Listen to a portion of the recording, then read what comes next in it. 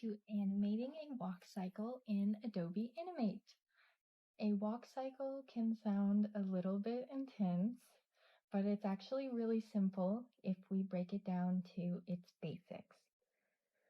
So what is a walk cycle? Well, it's basically a simple animation or just a rendering of how a character will walk or move forward. So there are 4 main poses that make up our walk cycle. And the first is the forward contact point, characters stepping forward. And then there is the first passing pose. This is when the character has stepped down and the other leg is passing behind it. The third is our back contact point, when the back leg is stepping forward. And the fourth pose is the second passing pose, when that front leg is passing the other leg.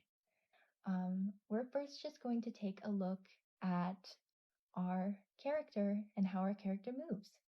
So to do that, let's go to File and then Open. And we're going to go to Clown Character Model.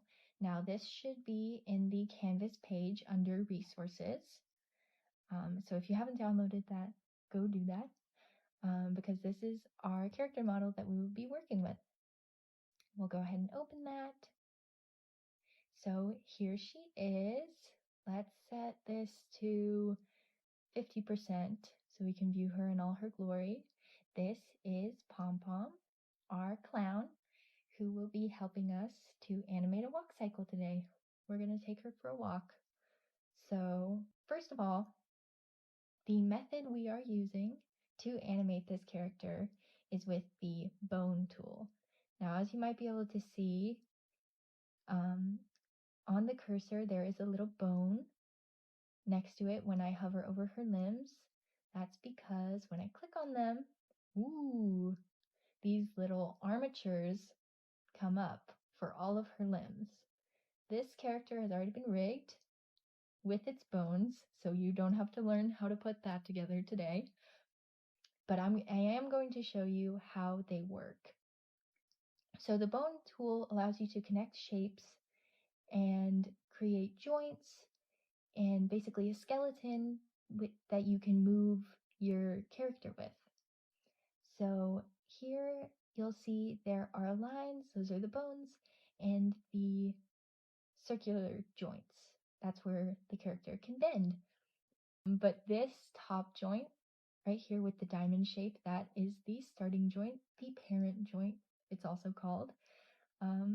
That is how you can move the whole limb.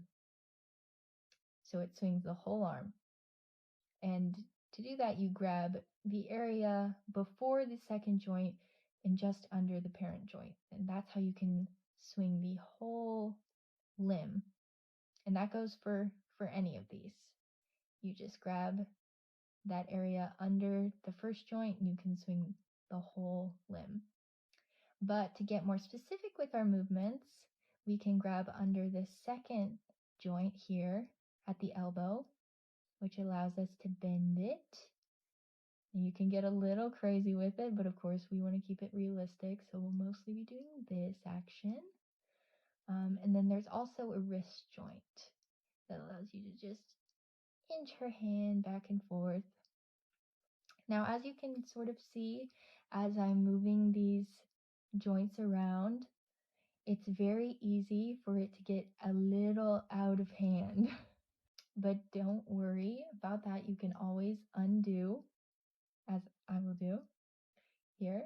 But it's also the safest way to maneuver your character as we create our poses for our animation is just to first grab this top joint and under it and position it that way, and then go to the next joint and alter it, and then go to our final joint.